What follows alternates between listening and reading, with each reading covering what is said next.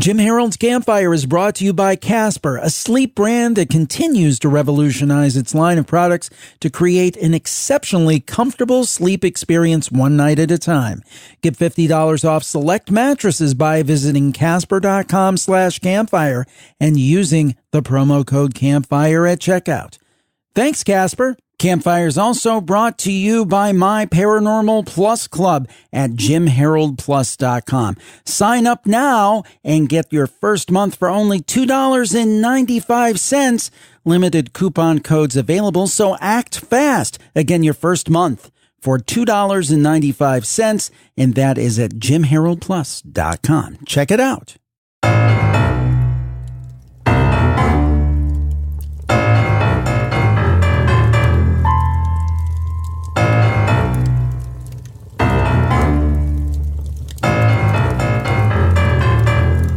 Welcome to our gathering tonight. Here we share stories of ordinary people who have experienced extraordinary things. Sit back, relax, and warm yourself by Jim Harold's Campfire. Welcome to the Campfire. I am Jim Harold, and so glad to be with you once again. And if you're new around these parts, well, what do we do here? Well, think about an electronic campfire. It's a place where people tell their stories. Could be stories of ghosts, could be stories of Bigfoot, could be stories of UFOs, could be stories of things that just happened in life that are plain weird, what I like to call head scratchers. What they are real stories from real people, and it really is a really great experience. And if you love the show, I hope that you will go into your favorite podcatcher, could be Apple Podcasts, Google Podcasts, Spotify, wherever it is, subscribe, follow for free. It really helps us and gets the word out about the show, so that would be most appreciated. We thank you so much, and here is the Campfire. Well, Andrew is back on the show from Kentucky. You might remember a while back he was on, and he told the story of the Naked Witch's Hollow. Well, now he's going to tell us about a spirit, and I won't spoil it. I'll let him tell you the story. It's kind of cool. Andrew, welcome back to the program, and tell us about this spirit. It's great to be back, Jim. So just to recap, a quick summary before the spooks start happening. We were apartment hunting. I'm about to get married. This was last year, and I'm looking for a nice apartment. We stumble across this place that friends of ours have lived in this community as well as my brothers. So we thought this was great, perfect. I start moving some stuff in. And I realized on one of my first big, I took the move in several trips. There wasn't much of a rush. And so I'm moving in by myself. I'm getting my stuff going. And the first day that I actually get my mattress in there, I'm laying in this nice, cozy little apartment trying to nest and make it ready for my future wife to move in. And I realized that I hear some water maybe off in the other room, and I don't have any pets at this point, so I'm like, oh, it must be the neighbors, but it gets louder, and I'm kind of walking around, I'm like, oh, that's my luck that we have like a burst pipe or something. I've been here for like all of a week, and I walk in, and I realize that my bathroom sink is turned on, and so I get there first, I'm like, you know what? I've been working real hard. It's like, I'm working a full-time job. I'm trying to move in all by myself. Like, I'm tired. I must have just like got up, turned on washed my hands or something, forgot to turn it off, whatever, turn it off. And I head back, and I'm going to do a little foreshadowing here. And I see that on the roof, on the ceilings, we're on the top level. Looks like there's some water damage spots. And I tell my landlord, and they're like, no, it's not going to be a problem. Like, we fixed the roof. Don't worry about it. It's aesthetic right now. We'll paint over and it won't be a problem. So the longer I'm there, every once in a blue moon, there'll be a faucet that's turned on. There'll be like, every once in a while we'll hear like, it sounds like the tub, the faucet on the tub is like kind of dripping, not gushing out, nothing crazy. Maybe it's a loose handle and stuff. I get married, wife, we move in. So now we have stuff. We have a lot of the things. And I would leave for work really early in the morning, and me and my wife both like our this little oil diffuser. And my wife likes whenever, sometimes she wakes up and I'm not there because I'm at work. So I leave really early in the morning, and she likes to turn on her little oil diffuser, and it smells like lavender and stuff, and helps her go back to sleep. And she was telling me about that and how nice it is and stuff. And one day, whenever I wasn't there, she had a nightmare, and she woke up. And she was like kind of freaking out, kind of one of the, she's alone in the house. It's the middle, to her, it's her middle of the night. And she was too scared to even like get up and turn on the wax there, the oil diffuser. And she was telling me that she was thinking that she wished, she could just get up out of bed and do it real quick and run back. And it turns on. Huh. It has this audible beep. It beep turns on. Which is, it's water. It's this pool of water that, that circulates oil through it. The more we're there, we start, the toilet starts flushing on its own. And more faucets are turning on. And I'm not spooked. I don't feel like, people talk about if there's like a spirit or like a lingering energy, they feel like it may be malevolent or something like that. But we talked about last time, I feel like I try to come at stuff with a mildly skeptical approach, but I enjoy being surprised, and I like the idea of being open to things. Mm-hmm. And so I came at this with some skepticism. No, these apartments are a little bit older, so there could be some plumbing issues, that kind of stuff, electrical maybe. But we keep on having this persistent issue with the roof that we say it leaks. Our landlord goes up and checks it and even shows us, like, there's not really a leak. Like, we don't know why. Like, it could be so many other things, and we'll keep on checking it. And it never really got resolved. Nothing ever really happened with that. This spot keeps on showing up, even if they patch over it. And eventually, my sister-in-law comes over, and she's had some. I need to get her on this show because she has some crazy experiences. And she says that she feels like there's someone in our apartment, but he's not even really trying to communicate with us. It's more of like he's going about a routine, like he's doing something like almost like ritualistic, like he's doing. I'm like, well, who in the world? Like if there is an energy, if there is like a spirit or something, I don't want to put labels on whatever it is because I don't know. Like if there is sort of a lingering presence, like what kind of ritual would involve turning on and off water? So I'm at a family gathering and I'm telling this to my mother-in-law and my father-in-law, regaling them with like how there's constantly stuff with water going on. There's our dishwasher. It would like drip every once in a while, like it would drip and like pool up just everyone, not every single time we used it. That would drip. The faucets would be turned on ever so slightly. The toilets would flush on their own. The wax or the oil diffuser would turn on its own whenever my wife wanted to turn on, of which I have actually witnessed that. And now that we've moved to a new place, that doesn't happen anymore. So we're like, I wonder what it could be. And we were like, my mother-in-law kind of offhandedly says, maybe someone died in your apartment. So we were Googling, we were looking at, it's going to get crazy here, Jim. So you need to buckle up. We were looking, turns out, Jim, the old maintenance man lived in our apartment. Oh. His name is Carl. And he died in our apartment.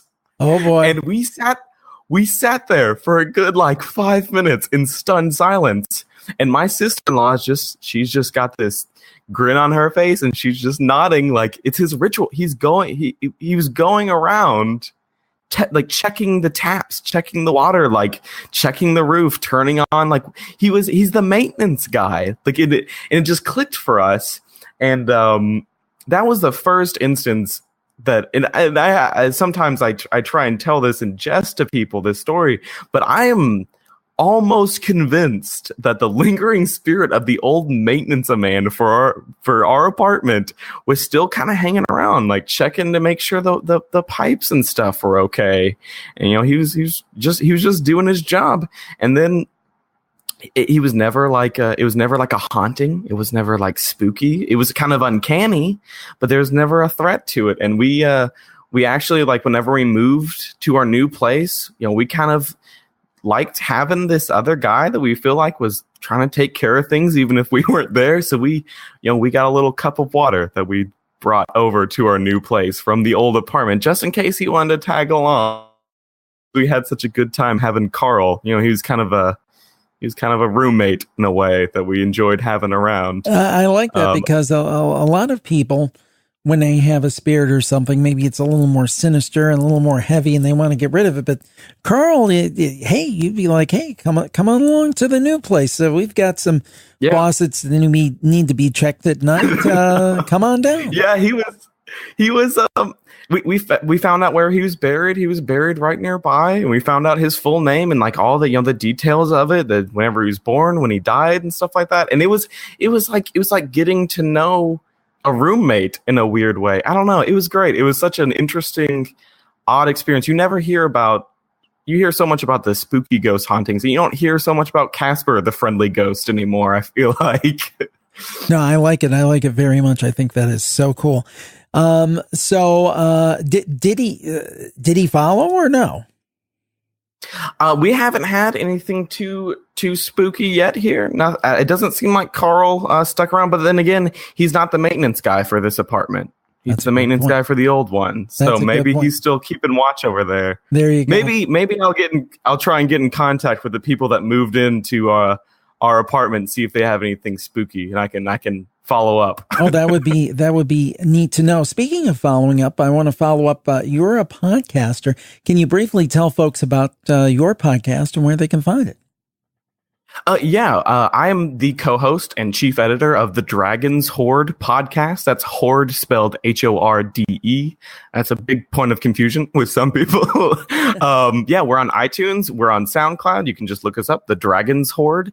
We're also an affiliate of a company called High Level Games. They're at highlevelgames.ca. We do a lot of stuff around here in Louisville, and we're looking to do some live shows.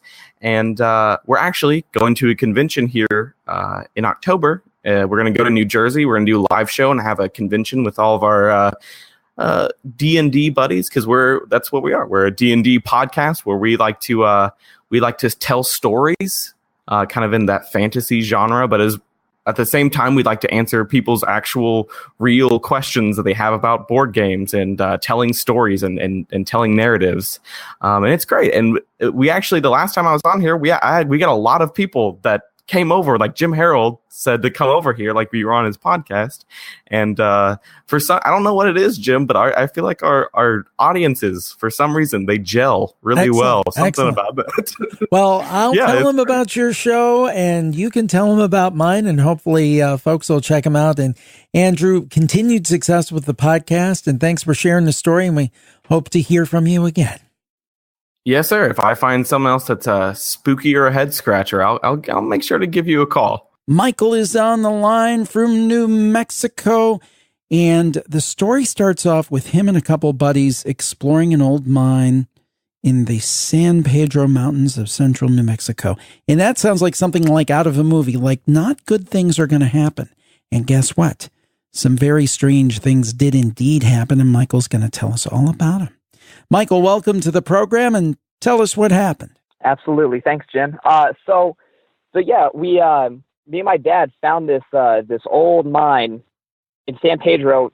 There's hundreds of mines, and we were out. He bought a new Jeep, and we were out, and we found this mine. We checked it out during the daytime. It was really cool. Around this time, it was mid-2013. I was really into the paranormal stuff, watching all those, TV shows, Sure. And I was just really into it.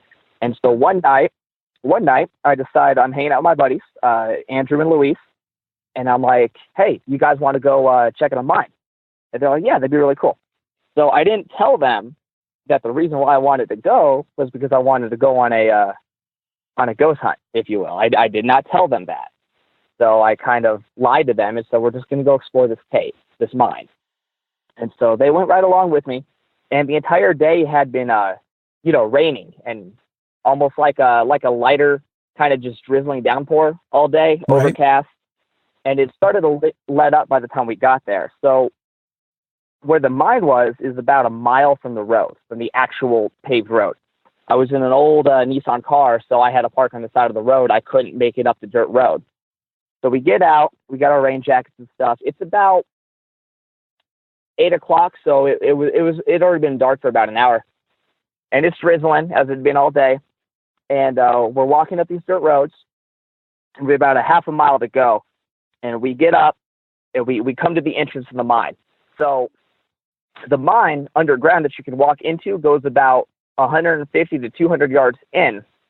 And then at the end, there's a massive air shaft that goes about probably another 100 feet straight down. And then you can look up 60 feet up to the surface. Mm-hmm. So it was totally ventilated. But this was the kind of rain and the kind of weather where everything was just settled, right? Everything was just drizzling. There was no wind, no thunder, no lightning. It was just drizzling rain. So we go into this mine, and I got my camera, my voice recorder, and we walk in, and in the opening of the mine, it's kind of like probably a 20-foot round section that you can stand up fully in. And beyond that, then it kind of encloses into what you would consider an old mine looking like.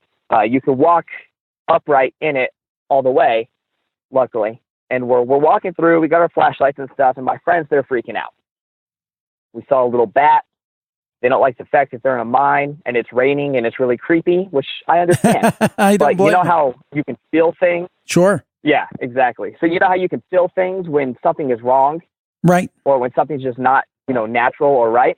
Gotcha. So there was none of that. And I can't stress that fact enough. None of that. I was feeling perfectly fine. I'd consider myself a little bit more perceptive than them just because they weren't believers in anything of this sort. No religion growing up, nothing. They didn't want to believe in this kind of stuff, so they weren't really perceptive to anything like that. I'm not saying that I am, but compared to them, definitely a lot more. So we're going through this mine, and we get all the way to the air shaft, and we're taking some pictures and stuff, and it's really cool. It's great. And I'm feeling perfectly fine, other than the fact that there's a couple bats, and we're in a mine in the middle of the night, and it's raining. Other than that, everything is perfectly fine. So they're like, okay, this is cool. Let's go ahead and leave, because they're kind of freaking out, and they want to go. So I'm like, all right. So we walk back to where the entrance is, and this is back to that 20-foot round section. I'm guessing this is where the miners probably, they prep for the day before they started to go to work. So we get to back where the entrance is in this 20-foot section, and before they walk out, I tell them to, hey, just sit down and turn off all your lights. And they ask me, what are we doing? And I used to call it talking to walls, is what I would try to do. Right. When we were going on, a ghost hunt. So it was always talking to walls. That's the term that we came up with. And I tell them what I wanted to do. And they don't want to do it, but because I'm driving the car, they have to. So they all sit down, and behind my buddy Andrew, you can see the entrance. And so when all the flashlights are off, it's pitch black inside the mine, but outside you can see the dim gray of the sky and stuff like that, and you can see the falling rain, which is now finally coming down to a very, very light drizzle. I had a name from somebody who died in that area probably 30 years prior. My dad grew up in Golden, which is the town right next door. And there was a story about this guy who was like the town drunk, and over Halloween weekend, he got killed and his Social Security check was stolen, and they found his body in a culvert. Oh my. But nobody thought anything because it was over Halloween, so everybody thought it was a joke. I don't know how true his name is, but the story is true. I reconfirmed it. The name that I had was Guadalupe Baca. So that's the name I use. So we're all sitting in this mine, and I start asking, just questions, general, to the walls, talking to walls. And I'm asking, Guadalupe Baca, were you real? Were you murdered? Did something terrible happen to you? I'm asking these questions. My friends, they're freaking out. And while this is going on, of course, I'm taking just random photos with the flash. And once again, I'm still feeling completely fine. Spiritually, emotionally, I'm totally fine.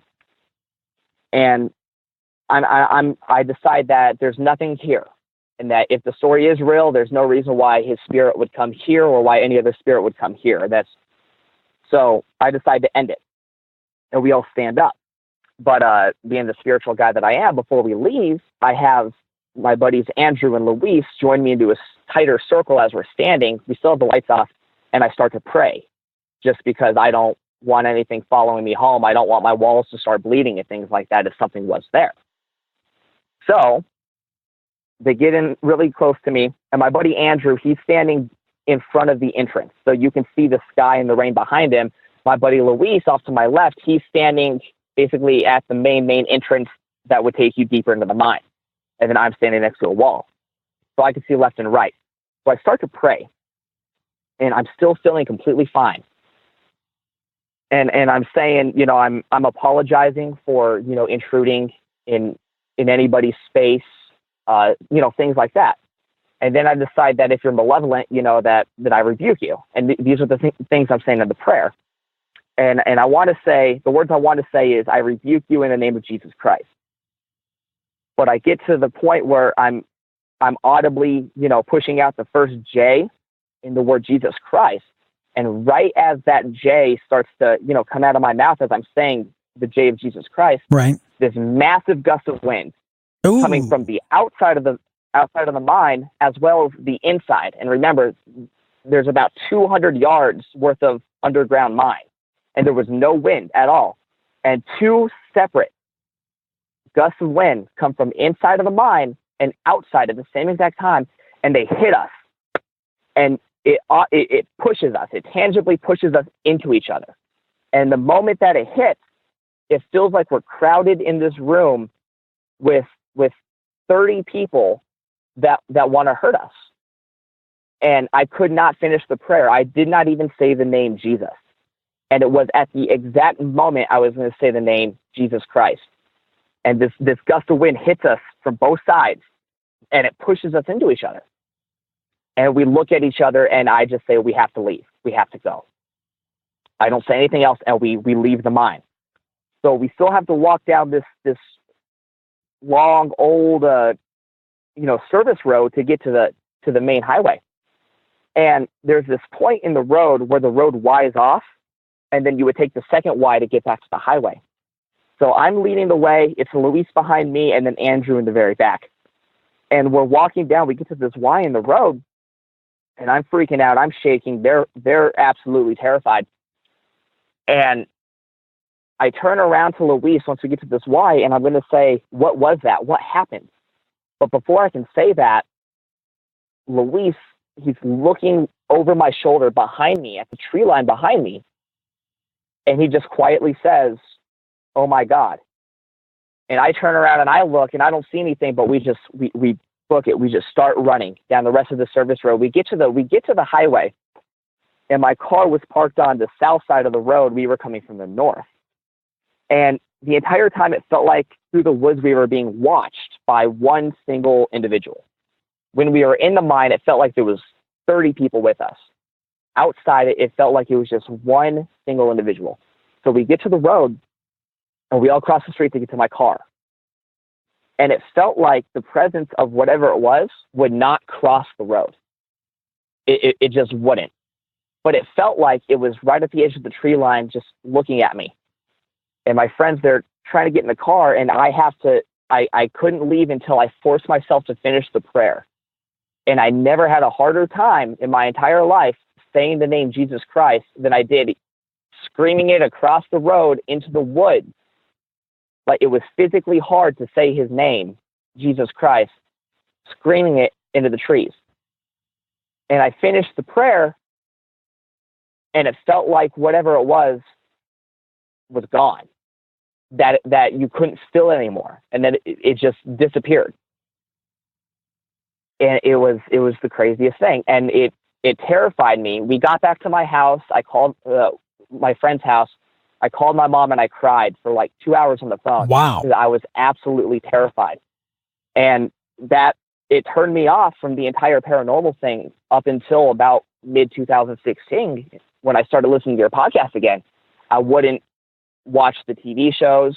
I wouldn't read any books. I wouldn't watch YouTube videos. It terrified me. And for the longest time, I had trouble even after the fact, for almost a year, I had trouble saying the name Jesus Christ, especially if I was telling the story.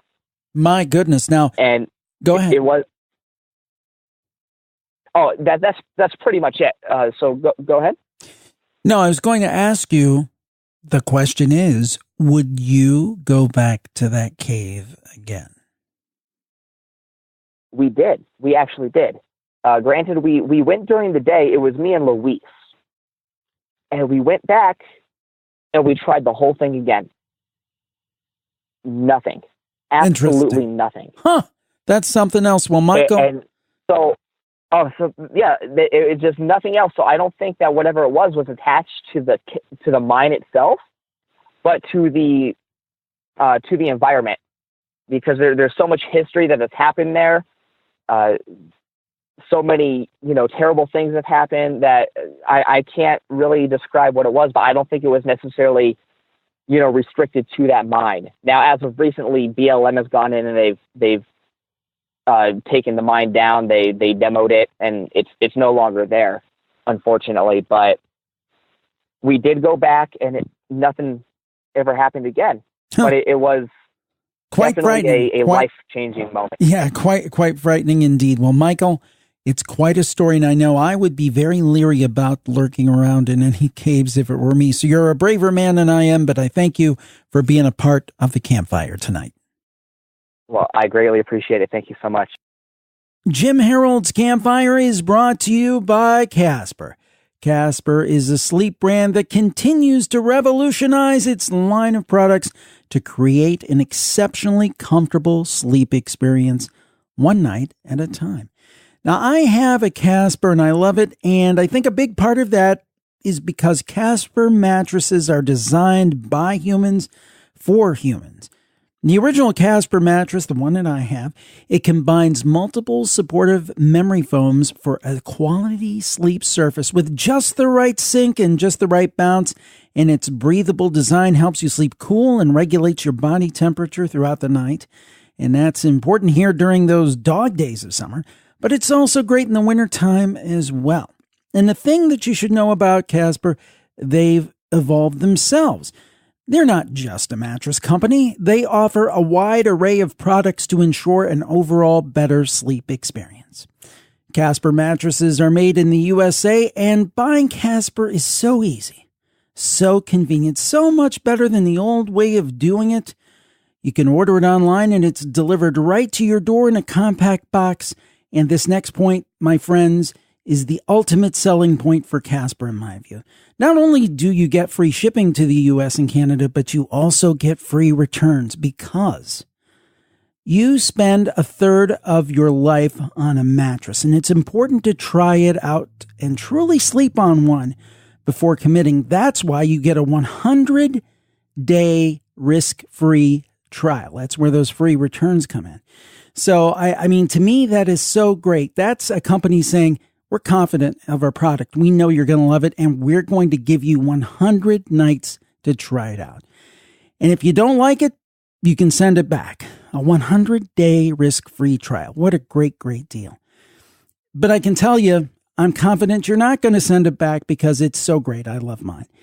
It's so easy to unbox, put in place. You sleep better. It's just a great thing. And once my kids sampled our bed and tried it, they're saying, I want a Casper. I want a Casper.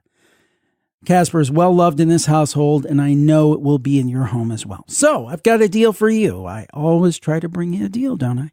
And this one's a good one. You could get $50 towards select mattresses by visiting Casper.com/campfire and using the promo code Campfire at checkout. Terms and conditions apply. Again, go to Casper.com/campfire and use that promo code Campfire, and you'll get $50 off towards select mattresses. I think that you'll absolutely love them. It's a hit in our house, and I know it will be in yours. Check them out. Thanks, Casper. Next up on the Campfire is John from New Jersey. He's an author, but we're not going to talk about his book so much today, but we're going to talk about his experience that happened to him in 2017. He saw an actual apparition And I think he thinks it has some very supernatural implications. John, welcome to the program, and tell us what happened in your house last year. What happened? Okay, thank you, Jim. It's an honor to be here. Well, this all started around last year, and it started before I actually had the apparition. It started with I pray a lot, so I'm praying in my house, and in the basement we have a metal door. So as I stopped praying for a while, I was home alone. I have my wife and my son still here, but I was home alone that day, and I hear the basement door slam like really hard, and I knew my wife couldn't even slam the door that hard. And my son, I don't know, he'd have to have a car accident or broke up with his girlfriend or something to come in like that. So I went downstairs to see what that was, and I couldn't find any there. I went in all the rooms. I took a flashlight, looked in the closets. I looked on the cameras. I have cameras here. I looked outside. Nothing came in. I was like, that's weird that something like that would happen. And then as it started to progress, my wife was starting to tell me, something evil is in this house. And I was saying, well, I kind of knew what it was. I didn't want to say anything to her. I didn't want to scare her. Well, then it began, we'd hear something coming up the steps from the basement while we're watching TV. And my wife thought it was my son, John, because he has an apartment down there.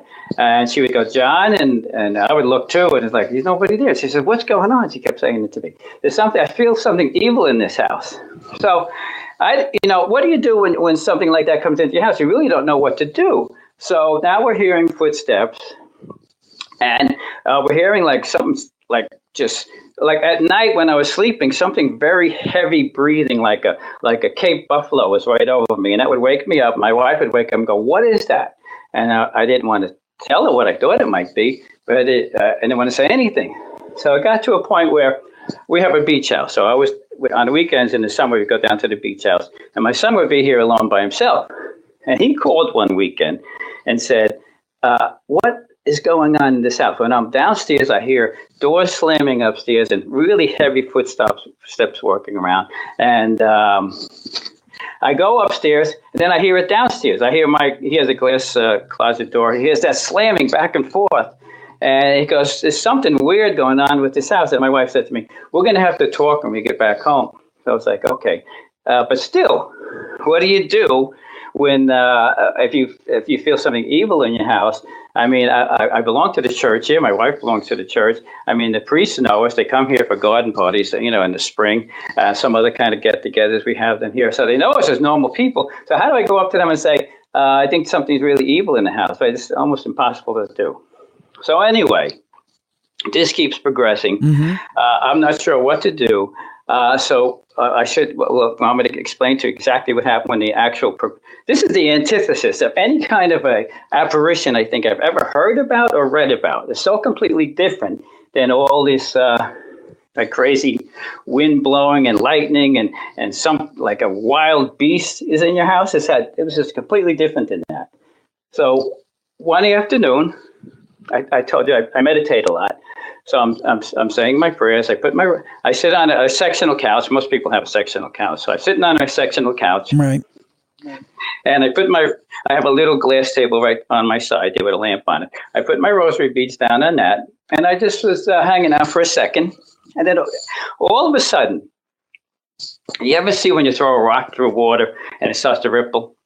Sure. Yeah. So right next to me, I see the air rippling, just rippling like that. And then I start to see these blue flames. It wasn't red. They were blue. I can't explain that, but there's so many things I put in the book in so much detail that I hope if somebody reads it, they'll be able to get something out of it more than I got out of it. And I'm an artist, too. So what I saw, I painted and I drew. So you're going to see exactly what I saw. So I'm standing there. I see all these blue flames, and I see something coming through the flames. Now, I don't know if you've ever gone to a board meeting, and when you go in, most people are fidgeting, and they go in fast, and they're fidgeting with their notes or their tie and their skirt or whatever they're doing, But then when the CEO comes in, he owns the room. I don't know if you ever experienced that. Absolutely. But they come in like they have a presence. Exactly. They own the room. That's how this apparition came in slowly, like it owned the place. I mean, like a CEO comes in, it owns the room, it takes the superior seat, it gets ready when it's ready, you know what I mean? It's not like like most of the times you hear about an apparition that it's wild and crazy and screaming. Nothing like that. This was an intelligent, organized demon. So then I saw it was actually his horns coming through. I wasn't sure what it was. It was very long horns. I thought they looked like coral because we just see when I drew it, you could see that it actually, that kind of things are coming out of the front of his head were like coral. So he comes in on his own time. He looks straight at me. But the thing in my life, I've known so many people. I think this is why I had this apparition. I even say it's a gift to this day. Because I've known so many people died, I think, in their sin or in the things that they shouldn't have been doing and died early. And I used to pray to God and say, don't put this soul into hell until I finish praying for it in my lifetime. And I think this is why this apparition appeared in my house, because this thing looked me, it had like black eyes. It was blue. You know, when you see pictures in books, it's the devil is red and the fires are red. This was nothing like that at all. Huh. I mean, this fire, the heat. When I was looking at this fire a lot because it was blazing there, and it communicated to me that this fire could only affect your spirit. So, like, I didn't really have to worry about it because I'm not a spirit yet. You know what I mean? I'm flesh and blood. I mean, and it was a miracle in itself, this fire, because it's a chastisement. And this thing was in its chastisement. Like when you hear so much about devils and they're roaming the earth, well, this devil brought his hell with it. So it was in its hell. But for him, like if you went to a prison and somebody was in jail and he didn't do it, he would probably say, no, I don't belong here. I didn't do this. This thing, if this chastisement of this blue fire was just to him. He just seemed like he deserved this punishment, you know. So it was just to him. He lived in it. This is where he exists. So he started. He said, "No more." So I wasn't sure if he meant no more praying, because they do pray a lot, or no more trying to save souls, because these things want every soul they can get their hands on. You know, and that's what they do. And this was some kind of a powerful demon, because. Just real quick, my brother had a heart attack when he was 40 years old, which is young, and when he died on a hospital bed. When he died, he left his body, and he didn't tell me this till later. He said like several demons came to take him and they were pulling him into the corner of the room where it was dark. And he was watching the nurses and the doctors frantically trying to resuscitate him with the defibrillator and everything like that. And they finally got him back to life. But he said to me, Johnny, why did devils come for me? You know? And I said, well, I'm not sure. I don't know if they were bringing you to hell, but they're bringing you to this thing that came to see me. This thing that came to see me was a very powerful. I mean, these things were created powerful back in the day. They were like what you read and I read in the Bible, that there were these angels and they became wicked and they left heaven, but they were powerful. They were created powerful and organized and intelligent. So this thing said to me, we are many and many are more wicked than I. So, and this thing was 100% hate. I could see that in its face. 100% hatred with the top of his head was like a shell. And the horns were growing out of that, but his face was like flesh, I guess. But the flesh wasn't being burnt by this fire. I guess this fire is some kind of a chastisement that none of us really know what. You know, I've never seen blue fires like this before. But his face was. I mean, well, if you see the picture of him, when eventually we talk about where to go see that picture. But he had his face was mean looking, but the skin wasn't like, you would think the flesh would be burnt, right? Because they're sitting in this blue flame constantly. Right. But his face seemed to be okay. So he's also, like, he was trying to communicate with me that they want souls and nobody's supposed to come and interfere with the souls that they're supposed to get. And that I realized then that when we die, we go on, our souls go on a journey.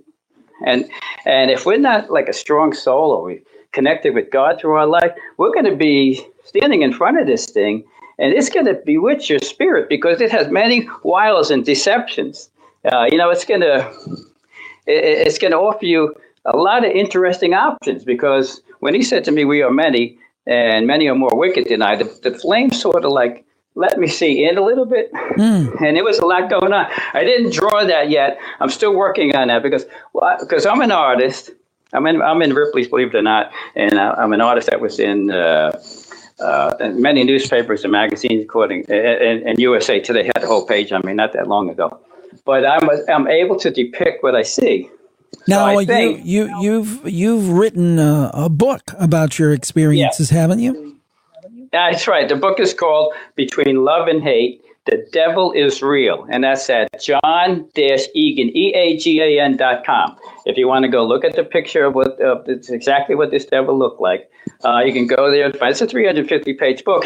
I try to, because I'm an artist, I try to depict every single detail. So when somebody looks at it or reads it, they can get something out of it that I maybe I missed. I'm not sure. You know what I'm saying? But I know now. Go ahead. No, I was just going to say we appreciate you sharing your experience. Obviously, it's had a great impact on you, and you have a message you believe in that you want to communicate. And again, sharing your experiences is what the Campfire is all about. And I'd like to thank you very much for being on the program. And give us that website address one more time. Thanks, Jim. It was an honor to be here. John-Egan, EAGAN.com. There's a little hyphen between John and Egan. And there you'll see the artwork, the cover of the book is the artwork of exactly what I saw, because when I was seeing it, I was trying to remember. Oh, and before it left, I just wanted to say one quick thing. Before it left, I mean, I learned a lot from this thing, and I had, like I told you, my rosary beads were on the glass table. Before it left, it looked down at my rosary beads, looked at me again, and it puffed up, and so it spit a big thing of saliva right on my rosary beads, right? And then, I could. And then it slowly back to how it came in, like it owned the place. It slowly backed out, like it owned the place. The fire started, and the rippling started to go away. And I just stood there looking at my rosary beads because I knew its saliva went on it, and I was afraid to touch them for the longest time. But then I finally looked at it and poked at it, and I realized that was it's three-dimensional. It was supernatural, but there wasn't any liquid. What you would think, right? You would think there'd be liquid, right, from that, from something like that. But there wasn't. There was no saliva there. But I saw it. I actually saw him do that. He was trying to show me how he detested prayers and anybody who's trying to take away what they're trying to do. Well, so that was well, John, what an experience! Very frightening. And I thank you for being a part of the Campfire today. Jim, thanks again. I tell you, it's an honor to be here. He is a repeat caller. He's calling us from the California high desert. I'm talking about Eric.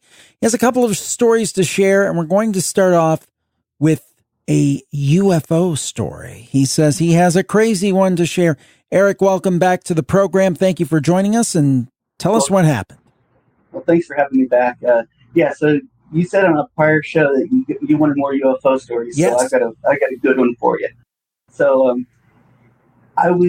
it was probably somewhere between 7th and 8th grade. I was in Boy Scouts with some of my friends from school that I grew up with, and we went on a camping trip, an overnight camping trip to a regional park not too far away from where we all lived. And now that area is pretty built up, but back then it was pretty sparse, and it was a really nice little regional park.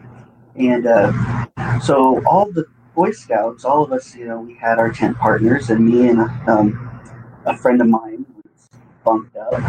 And, we got there, we started pitching our tents. My dad went with us. He was one of the chaperones. And so him and I decided my friend and I decided we're going to be a little more brave and pitched our tent like on the other side of the cars, away from everyone. And so the day progressed, and we did all of our activities, played around, around the fire at night, and then everyone's getting ready to go to bed. And so my friend comes to me and goes, "Hey, do you mind if I go bunk with this other scout? He's by himself."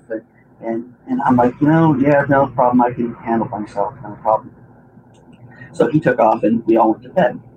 So I'm laying in my tent. I'm sound asleep. Mm-hmm. And my tent was one of those dome tents that had like a starlight thing on top, but I had a cover over it so I couldn't see up and out of it. So I wake up to this noise outside, and I could roughly tell it's probably about above tree height, but I could audibly track it, and I could hear it go out into a distance, out towards the hill, come back and circle around our camp. And it was the most unusual sound. I can't even describe it. I can't even duplicate it. And it was loud. And I'm thinking, okay, there's got to be other people, in my group that are hearing this. Right. So I'm just sitting there. Of course, my mind is, young mind going a mile a minute, thinking, oh gosh, what can this be? So finally, the noise kind of slows down. It's not too far away. It slows down, and I can hear it like him closer to the ground. And at this point, I'm really petrified. I'm wide awake. I'm petrified. And I start hearing footsteps, like crunching in the leaves and the brush. And it was, a few sets walking around the general area. And I heard a couple go off in the distance a little bit. But then this one set came right up to my tent. And now my mind is really going, oh my gosh, I'm not going to remember. Something's going to happen. I'm not going to remember this in the morning. I read some books at that point because I was kind of interested at that point in my life. So I had the whole concept of what an alien abduction was. And I'm like, oh gosh, I'm not going to remember this. It's coming. And sure enough, like the zipper, like something like grabbed the zipper, it seemed like. Oh my. The zipper. Yeah, as soon as the zipper moved, I heard helicopters from the distance. Oh my goodness. And the zipper stopped. Everything paused. And then you can hear the footsteps retreat. The sound speeds up, goes up. You can hear it move up. The helicopters are coming in. And you could just hear it zip off, whoosh out, gone. And the helicopters came and circled around the area. And at this point, my adrenaline was so high that, I had throbbing pains down my back because of the adrenaline rush. And as I'm laying there going, oh, did I just hear that? Did that really just happen? I finally fell asleep. I finally got myself calmed down, heard the helicopters go away, I fell asleep. So I wake up in the morning, it's crack of dawn, the sun's just coming up, nobody else is awake. I get up, and I'm sitting there and I'm thinking, oh my gosh, did that really happen last night? Did I really, was that a dream? And I'm starting to doubt myself. So I get up, I go out, and I get in my dad's tent, and he brought a little battery-powered radio. So I kind of curled up next to him, grabbed his radio, put in, and I'm scanning through radio stations and came across a morning talk show. And as I'm just scanning through, I hear someone mention UFO. So I went back and listened. And sure enough, it was a local radio station talking about how a bunch of people in the area where we were saw this UFO last night. Aha. And all these calls went into March Air Force Base, and they even sent choppers out to investigate and found nothing. And I was like, oh my goodness, holy wow, and so everyone wakes up, and I start on the fly asking everyone, did you guys hear anything last night? Did you hear anything last night? Did you hear anything last night? And everyone's like, no. So there's still that part of me that's am I losing it? What is it still an imagination thing? So I tell my dad of course makes fun of me, and I'm like, Dad, no, really, I heard it, but he teased. That's the way my dad was. He was kind of those skeptical non-believers, but he teased. So years later, and I'm talking years later, as in this just happened a few months ago. I run across my old friend on Facebook, the one that was supposed to be in the tent with me, and find out that he's not living too far away from me. So I'm chatting with him through Facebook, and then all of a sudden it occurred to me, ask him about it, because he told me back in the day he didn't hear anything. So I kind of said, hey, how about you remember that camping trip? And he types back, fairly well. Why? And I'm like, okay, so I had something happen, and blah, explained it to him, and he goes, thank you for telling me. And I'm like, okay. And he goes, so the person he camped with, Mike, he's like, Mike and I woke up in the middle of the night and heard this noise, and he described it perfectly what I heard. They even heard the footsteps and everything. He said we were so scared we were back to back, huddled in our tent with our pocket knives out. And I'm like, so you heard it? He goes, oh yeah, we did. And I'm like, well, why didn't you say anything? He goes, because when we got up, we talked to Mike's father, who was our scoutmaster, and he made fun of us. He told us that we were imagining things. So we kept our mouth shut. We decided we weren't going to say anything to anyone then. And it was like, that was the confirmation I needed. I was like, oh, wow. Well, the thing is, with a lot of UFO stories, people will say, well, I saw this and I expected the next day on the news, I'd hear all this stuff and I heard nothing. And in this case, it's exactly the opposite. You had that verification, which is so cool. Yeah, no, and so, I mean, that's obviously an event I will never, ever forget in my life. And, and I still to this day, I still think if those helicopters didn't come, would I have remembered anything? Interesting. Maybe like it was an aborted abduction or something like that. Yeah. I don't know. All I know is what I heard, what I witnessed, and it scared the bejesus out of me. I can't say that I blame you. That would frighten me very much so as well. Now, I know you also had a ghost story that you wanted to share with us as well. Yeah, so this is actually a still happening ghost story in the current house that my wife and I live in right now, and we are positive that we are being visited by a little boy. And we've both seen him, very clearly seen him. It's the first person who saw him was me, and we have my two stepsons here with us, and one's right now 14, turned 15, the other one's just turned 13. So the youngest one, the 13-year-old, is really small. He's really small for his age. And he's kind of this mischievous type kid and stuff. And it's kind of started out with, like, when my wife and I were sitting out in the living room that night after they'd gone to bed watching TV. We had this couch over kind of by our hallway. And we would, out of the corner of our eye, we'd both think we'd see the youngest behind the couch peeking around at us, or that chair peeking around at us, looking at us. And even to the point where we're like, hey, go to bed. And nothing. And we'd get up and go and look, and both kids are in bed asleep. But we both said, no, we saw a kid peeking around the chair. And so that little things like that would happen. It started out like really slight like that. Well, the kid's father would have them every other week overnight for Saturday night. So it was a Saturday night. The boys were gone over at their father's house. And my wife and I were in the bedroom, and she's like, let's watch a movie. Why don't you go out in the living room and get a movie? And I'm like, okay. So I come out here in the living room, and we have this big bookcase that my uncle made in high school that we inherited, and I got all our movies and DVDs and Blu-rays and everything in there. So I'm there, and so if you can picture it, I'm standing in front of the Blu-ray with my left hand up like I'm scanning with my finger across the titles. And out of my peripheral vision, I see who I think is my stepson poke his head under my arm, kind of like, being curious, like, hey, what are you doing? Man. And I see this head in his face, and at first, I'm like, oh, it's my stepson. So I look down and go, what are you? And the thing's there. It's gone. And it's like, I know, I can describe him. He had brown hair. I can describe his face.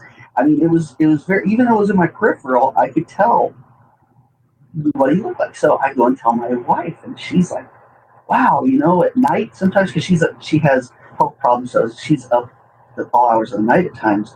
And she's like, sometimes at night I hear noises and stuff like this, and so she's like, maybe there's something going on.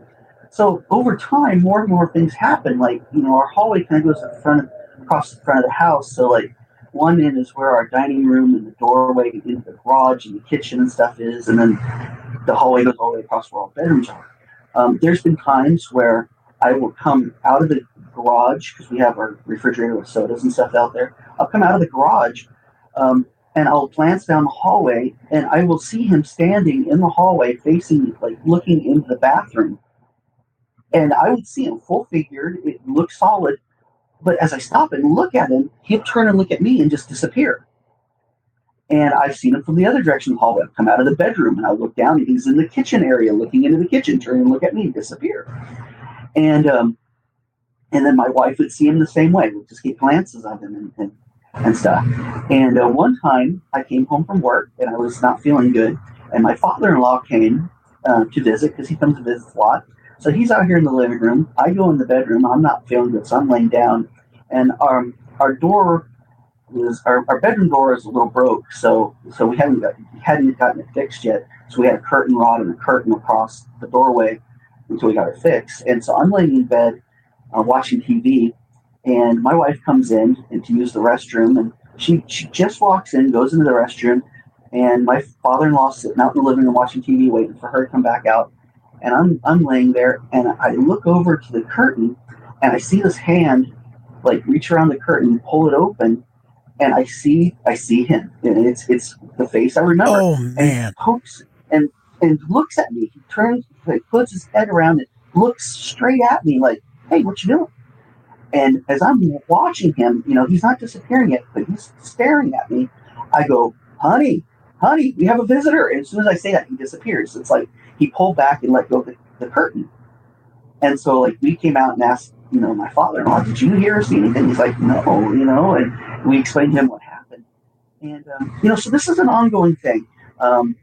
My son, when my sons, they come and visit a lot. And my oldest son, who's 14, has seen him and described him perfectly.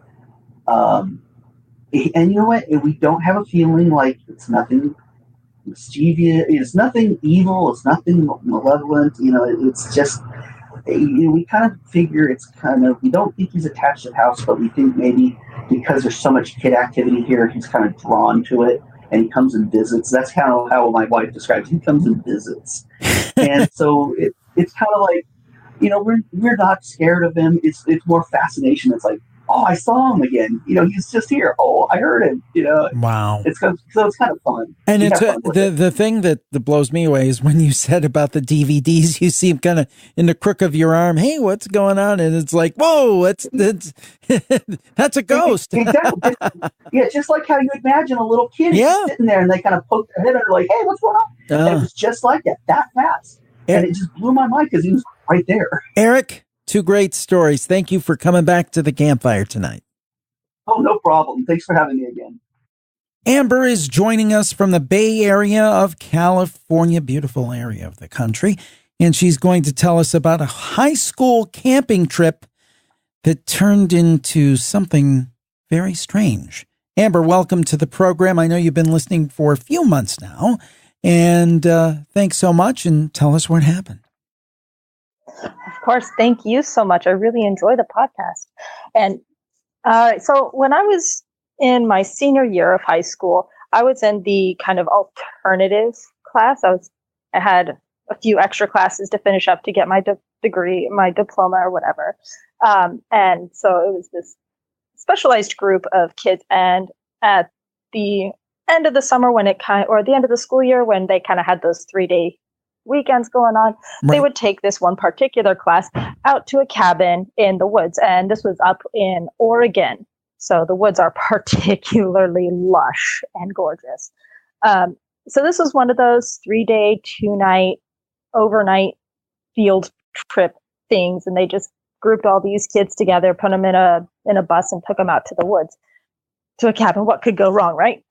So we ended up getting into the cabin and we got ourselves all set up. And there's probably, I want to say, like 15 kids all together. But we all had our own little groups of friends, and me and my friends stayed together. And that first night, I remember what we did was we put out all 3 of our sleeping bags, and we cuddled up underneath to try and conserve warmth, because it turned out it actually snowed that night. Mm-hmm. And like it was blowing into the cabin. It was really cold. It's relevant, I promise. So it's like, the next morning we go out, and my other friends had already been out on this trip before, and they're telling me that there's cool water tower up in the woods. You have to take a dirt path to get there. And I'm like, I'm in. You had me at dirt path. So we go in, we work our way through this. And again, it's Oregon, super lush, super thick. Everywhere you go, even if it's a paved path, you kind of have to fight your way through the bush and whatnot. And we get up to this dilapidated water tower. It's like, it's going to fall over any second now. And so we talk, we gossip, and then we end up going back to the cabin. And the next day is kind of when things start to fall apart. We have our morning stuff, we have our breakfast, we do some activities, and then we go back to that awesome water tower. And one of my friends is like, I've been past this part. So we go back down the dirt path onto the asphalt and we start exploring. And it's important to note that I have a terrible sense of direction, like infamously terrible. So we're going into the woods and we're exploring, and we kind of go off the path a little bit because we're so daring. We find this like desiccated fox remains and whatnot. We're like, oh, we're going to keep the teeth because we're teenagers and weird. But something happens. There's a crack or snap in the woods, and there's bears and like mountain lions, and there's things that can eat you in the woods, which is why they tell you to go in groups, which we were in.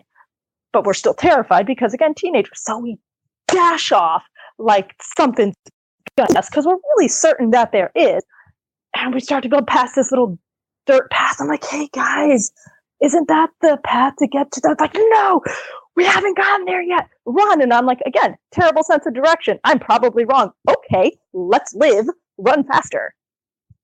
So we're running and running and running. And after a certain amount of time, we decide that if indeed something was going to chase us and eat us, it would have caught us by now because we're quite slow, compared to a bear, I'm sure. Right. So we're less frightened. We start to slow down. The adrenaline isn't going so much. And now we're just sort of talking and singing and acting like dorks. But it's starting to get dark. And we haven't seen that path, the little dirt path that you're supposed to take to get back to the cabin past the water tower. And it's starting to get a little bit chilly.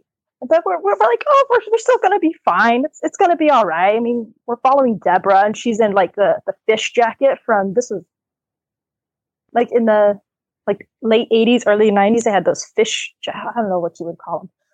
They're like jogging things. And when you walk, the arms rub against the fabric and it goes fish, fish, fish, fish, right, fish, fish, right. fish.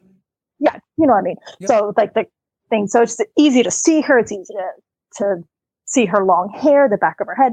So she's just kind of walking along, and we're like, we're going to be okay. A couple hours later, it's starting to get really cold. And I'm thinking in my head, I mean, we've got a couple of jackets between us. We can huddle together. I mean, if I survived last night and it snowed and they were hogging the sleeping bags, I think we're going to be okay. But we're starting to get like really concerned at this point. Now, given another hour or so, it is now pitch black. You cannot see in front of you. By the grace of God, I see her jacket ahead of me. So it's going to be okay. And she finds a road. And then my other friend's like, oh God, look, there's a road. So they kind of see at the same time. We dart onto the road and there's nothing. I mean, it's the middle of night in the woods. There's nothing there. But we're like, somebody's going to pass sometime. Eventually, they have to. So we're kind of walking along and we're waiting. And then finally we see the lights. So lights are coming towards us, like, oh, thank God we're safe. We're not going to die in the woods tonight. Hallelujah. And so we're waving down the car in a panic, and it's a man all alone in the woods in the middle of the night in off-season camping. There's nothing suspicious about this at all. Not at all. Not at all. So, not at all. So we arm ourselves with like our pointy sticks. I know we took the jaw, so it has teeth on it. Maybe we can like fight our way out of a bad situation. But we really are quite poor on options. But so we wave him down. He pulls over and he stands out. I was like, are you guys okay? He's like, no, we're lost. We're so lost. But our school is totally looking for us. And we were here with a group, and it's in such and such a way. And it's in so-and-so a cabin. And he's like, oh my God, sure. Let me take you there. So he invites us in. I kind of check the doors for the child safety switches. Like if you push the switches on the door jamb, it keeps you from being able to open the door from the inside. So I check them. It's like, okay, they're off. If we need to make a dash for it, I'm sure we can tuck and roll. We need to try to consider all contingencies. And I've got my little hunk of asphalt, and Shannon has her pointy stick and a lot of moxie. So I was like, well, we're going to be okay. And so we're all in the car at this point, and we're kind of him offset directions from what we remember in the afternoon, the day before, of how we got there. And I'm like, okay, church, that seems innocent. He's like, and you know what? I woke up and I needed a Pepsi. I needed a Pepsi so bad. And I'm looking around, they don't have any Pepsi. So I got to get up in the middle of the night and go find a Pepsi. You know what? I don't even really want one anymore. So I'm more like, oh my God, Jesus saved us with Pepsi. Oh, thank God. So it finally gets us to the campsite and the cabins, and the teachers are rushing out and they're yelling at this guy. Why do you have our teenage girls in your car? And he's like, they're lost in the middle of the woods. Like, do you have any idea what time it is? It's already midnight. Oh my God. So we'd been missing technically for about 12 hours. Since we went in the afternoon about 1 o'clock, it is now like midnight. And it was just such a bizarre experience. Like, if this guy didn't want a Pepsi so dang bad, we could have been out there the entire night and we had no idea where we were. Who knows how long it would have taken for a group to find us. And it was so bizarre. We couldn't wait to tell everybody. And so we get into our like youth group. It was a tight knit youth group and whatnot. And me and Shannon and Kat are like, hey, oh my gosh, we have to tell you about this thing that happened. And some of them are like, that's unbelievable. And we're like, no, Deborah, tell them. And she's like, guys, I wasn't there. I don't go to your school. So that's the part that's really so bone chilling in this whole thing. I remember her being there when we were lost. I remember the jacket. I remember her hair.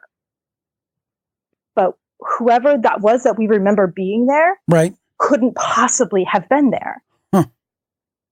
So there was this presence there that looked like her, that felt like her, that in all respects seemed like she was totally there with us, and kind of gave me this sense of peace and knowing that things were going to be okay, and sort of guided us towards the road. But she couldn't have been Deborah, and that's so bizarre. It freaks me out. You know, there is I can't remember the name of the book. I believe it's called, I don't know if it's The Third Man, or The Third Man is a famous movie and so forth. But there was a book about when people are in dangerous situations, they feel that someone or some kind of spirit is with them. I don't know if it's the fourth man, the third man. I can't remember exactly what it's called, but it's actually a phenomena where people believe that there's. I've never heard of that before. Yeah, I just cannot recall the name of it. That's so cool. I actually heard. I heard Ian Punnett, who used to be on Coast to Coast AM, who was great, by the way, do an interview with an author on that. So I will have to look that up, Amber, and send you a note and let you know who that author is and what that book is. Oh, well, that just gives a lot of credence to that theory, because I've never heard of that before. Yeah, it is. And I'm trying to look it up as we see here, but I'm getting the name wrong. But there is Extra man phenomenon. Yes. Yeah, something like that. I don't know exactly what it's called, but yeah. So, well, very interesting indeed, and so glad that you took time to tell us the story. Any more camping trips on the horizon? You know, I don't think I've really been camping since then. I used to do a lot of camping beforehand. Not so much since we got lost. You know, though, I do still have those teeth. And you know what, Amber, I have to admit, I was stalling a little bit. I found it. It's called The Third Man Factor. The Third Man Factor. Check it out. And thank you so much. And thank you for being a part of the campfire tonight. All right, you have a good night. Did you know I have a Paranormal Plus Club? Yes. That's where the archive of the campfire resides. You know, we make the last 90 days or so free at any given time. You've always got plenty of free content to listen to, but many of you have come to me and said, hey, Jim, You know, I listen to the Campfire every week, the free shows. I love it. Where can I get all those shows going back to 2009? Well, the answer is easy. My Paranormal Plus Club. And the thing is that it begins with that, but there's a lot more that you can get if you are a Paranormal Plus Club member. For example, over 500 episodes of the Paranormal Podcast, which I've been doing since 2005. And then you can get exclusive content that has never been free. Shows like The Cryptid Report, UFO Encounters, Conspiracy Corner. You can get the archive of my crime scene show going back to 2011. You can get shows like The Other Side, where we talk about metaphysical matters. There's so much more that you can access. If you like these shows, it is just the beginning. Just the beginning. So please do check it out over at jimharoldplus.com. That's jimharoldplus.com. As I record this, we have a great sale going on there. You can get your first month for only $2.95. And you can also get a great deal if you decide you want to go yearly. I highly recommend it. And we get great reaction, especially since we've added our Spooky Studio app. And with that app, you can listen to the free shows, of course. But if you're a member, you put in your credentials and you can unlock that treasure trove that you can listen to right on your device. And it works on Amazon devices, Apple iPhones and iPads, and your Android device as well. We have them for all three platforms. So really, there's no excuse. If you love what we do and you love the Campfire and the other shows we do, you need to check it out. It's all at jimharoldplus.com. That's jimharoldplus.com. It helps power the shows, and we'd appreciate it very much. Thanks. We have a return caller. Angela is on the line from Columbus in my home state, Ohio, and she's going to tell us all about another paranormal investigation she did of an elementary school and the strange happenings. Angela, welcome back to the program, and tell us about this investigation. Absolutely. We did an investigation in Poasttown Elementary School with my group, Big Country Paranormal. And I've been to this school many times, and it never fails to deliver on paranormal activity, and I love of it. One of the very first things that I noticed, we got the portal up and running. We did have a number of voices that came through the portal. One of them came through and kept giving us a story about Iroquois Indians being buried beneath the school and that they drowned in the river. Oh, my. And I didn't know that another investigator on a prior investigation got the exact same message through the portal. Completely different group, somebody I don't even know, but they got the same message, apparently. Huh. And absolutely, it was very, very peculiar that they would get the exact same story on two different portals with two different investigators that don't know each other. There is also quite a few spirits that wander around the school, and one of them is a little boy that tends to follow me around. We call him Billy, and I mean, that's actually what he prefers to be called. Mm-hmm. And he follows me around quite a bit. But one thing I did notice that other people will notice him. I felt him close to me. But when we were upstairs on the top floor, I actually saw him go by in a streak of light, and the other people responded to seeing him going by because they could feel the cold rush of air come through. And they said something just came through here. And I said I could see him, but they could feel him. We also had shadow people marching upstairs in front of people, coming up the steps on one in the hallway, and they were just like marching up in a row. I didn't get a chance to see it, but there were at least 5 or 6 other people that saw these shadow people coming up the stairs. Oh my goodness. Yes, they were. She said they were just like marching, moving their arms and their feet, and they were kind of marching up the steps in a row. And then up the steps, and I saw everybody, they jump and back up, and they were all talking about the shadow people they were seeing, and evidently the shadow people just disappeared. When I was walking down that same hallway, and it was just 3 of us, and I was actually off to the side of the hallway, and I could watch this man, a woman, one was walking right behind the other, but they were a good 2 or 3 feet apart. And I saw something move on her back, like her clothing moved. She turned around to him and said, "Why did you just touch me?" And he said, "I didn't touch you." And I'm like, he's right. He didn't touch you. So it was some phantom touching there. And further down on that same floor, on the other end in the room, in the classroom, there was a group of us sitting there in the classroom. We were sitting at desks. Mm-hmm. And one of the ladies there was actually punched in the back. Oh, my gosh. So she was really startled. She left, and me and Steve dealt with this spirit. I am somebody that is a psychic medium, a psychic artist, and I can communicate with spirits. And Steve was there, and we were learning more about this spirit. This spirit, to me, he looked kind of distorted in his afterlife. He kind of looked kind of big, wide, very broad face, and he was trying to make it darker in there. And the other person was the other investigator was talking to him. He had apparently met with the same spirit before, unannounced to me. I wasn't familiar with this one, but I soon learned that this other spirit, who had initially called himself Pearl, but that wasn't his real name because his real name was Charles, had blamed one of the investigators for stealing his girlfriend.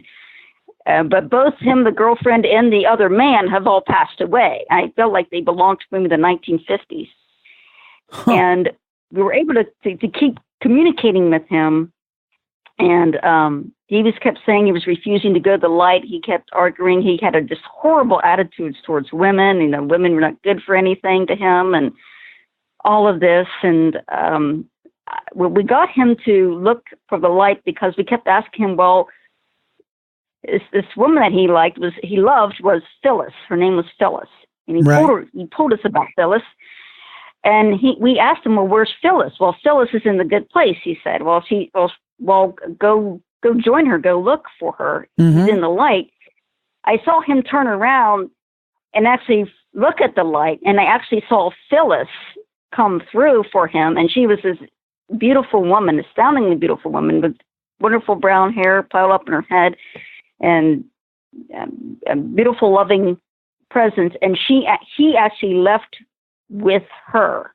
He crossed over, and she had forgiven him. And mm-hmm. Everything is on another side. There's no marriage or on that side, but there's just love there and forgiveness. And she must have been praying for him because he crossed over. So now we don't have to worry about this particular spirit harassing women anymore. Why do you think that this particular place is so spiritually charged?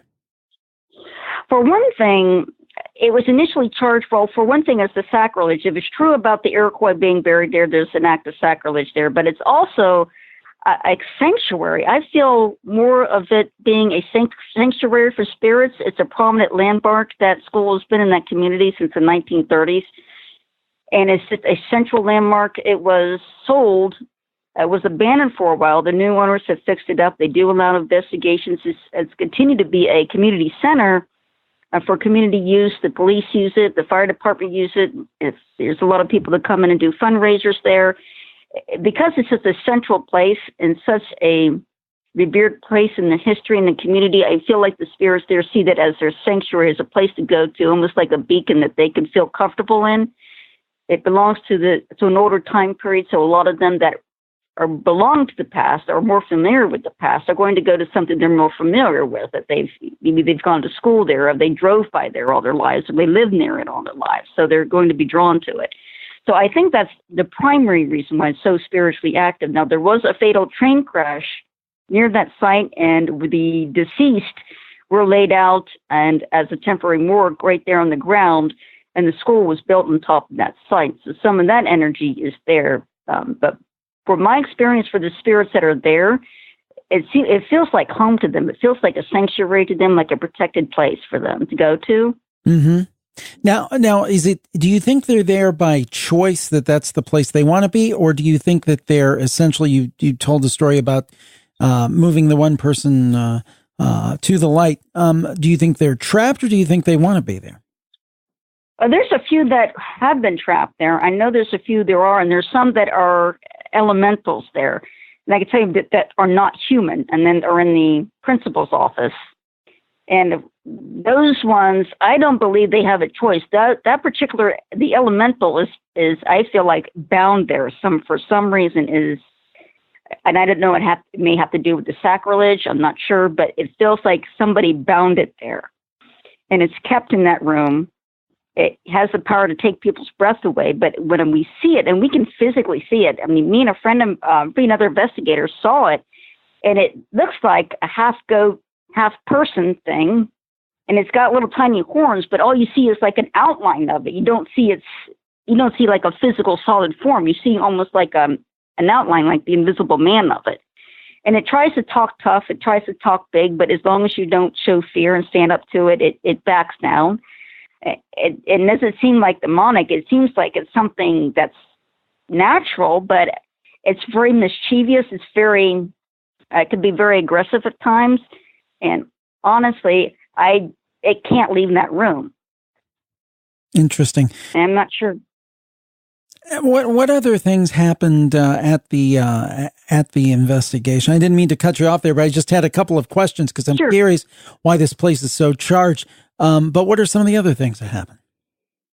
Well, another things that we've happened, like upstairs, actually I would say downstairs, I'm going to say the second floor, because this has a basement, so really this would be considered the second floor. We had a session with the portal, and we had a battery roll-in on its own.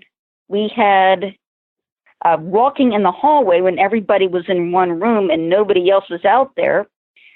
We also experienced, while we were in the principal's office, while we were talking to Billy again, his voice was coming over the portal, and it was being heard in the hallway at the same time. So you could hear him outside. You hear this little boy talking outside of the room, and you hear him talking inside the room through the portal. My goodness. It was really something to have happen. I've never had that happen, where a spirit would manifest both audibly in the air without equipment and on equipment at the same time. Very, very, very unusual. We also, once that investigation had completed, Steve and I went downstairs. We were by ourselves. The building was completely empty except for me and Steve. We were walking around, and we heard little kids playing in the gym area. And it sounded just like kids at a playground. And we walked to the gym. Gym was empty, and he said hello, and we both clearly heard hello, and we got that on MVP. We heard his on the recording, so it was audible. We could pick it up. We also recorded a lot of the sessions that we did through the portal. And I also want to say too that when we had our other experiences in that one room with the elemental, it actually sucked the breath out of one of the ladies, so I could see that she couldn't breathe, that her air was just sucked out of her lungs. And another lady at the same time got scratched on the back of her neck. Well, I carry holy water, and I got salt blessed by a priest. And I used holy water on one and gave the other one holy salt, and it seemed to leave them alone. So it's a lot that goes on in this place. I have seen mist. I've seen full-bodied apparitions there. I've seen shadow people. I've seen that little boy, and when I see the little boy, I see him as clearly as I see any other little boy. The only difference is he looks like he's in black and white, while everybody else is in color, and he's dressed in the clothes from another time. From a much earlier time, from probably the 40s. I also ran into the librarian there, and I have to tell you about her. There is a picture, a ghost photograph in that room, on the very first floor. They took a picture back in 1985 on the anniversary of Poasttown Elementary School. So it's a long picture. It's one of those collage pictures where they took a giant picture and they smushed it together. And in one of these is one of the people in the photograph does not belong there. She clearly belongs to an earlier time. She looks like from the 1930s, and she's actually transparent, and she has her whole arm going through somebody's body. Oh, my. And then touching the boy's face in front of that boy. And I was wondering if I'd ever meet that spirit, and I finally got to meet her, and I saw her, and I didn't realize till after I was talking to her for a while that was the lady I was seeing from the picture, and she told me she was a librarian. And Wow. but she had kind of a quirky sense of humor, and she was just like she had looked the part of your strict librarian, but she had a very playful sense of humor to her. She's not harmful or threatening. She's actually quite pleasant to be around, and I think that with her doing that was kind of a way of showcasing her sense of humor there. That she's still there, and it seems like she's there because she likes it there. Well, fascinating information on this. And if you go back and more things happen, will you please come back on the Campfire and tell us what happened? Absolutely. I'm going to be at Post Town again on April 14th. I'll be a vendor there at the Save Post Town event. So if you want to come and ask me questions, and there will be an investigation then. There'll be a seance there. But certainly I'm open to questions. If you want to meet me in person, I'll be happy to help. And I also do readings myself, since I am a psychic medium and a psychic artist, and I paint people's auras and also spirits as well. I'll do all right. spirits. Well, Angela, thank you so much for being a part of the Campfire tonight. Well, thanks to all the great storytellers. We really appreciate it. Without them, we wouldn't have a show. By the way, if you want to tell your story, you can go over to jimharold.com/campfire and sign up. We'll be in touch, and we'll be glad to share your story with the Campfire audience. And if you like the show, please subscribe or follow on the podcatching app of your choice. It could be Apple Podcasts, Google Podcasts, the new one on Android. It could be on iHeartRadio or Spotify, wherever that is, Stitcher. Wherever that is, please rate, review, and make sure you are subscribed or following us. So we really appreciate it. That brings us up in the charts. More people see us. More people tell their stories. You have more great Campfire stories to listen to. And it's free. We thank you so much, and we'll talk to you next time on the Campfire. And as always, stay spooky. Have a great week, everybody. Bye-bye. You've been listening to Jim Harold's Campfire. Tune in again next time for more stories of ordinary people who have experienced extraordinary things.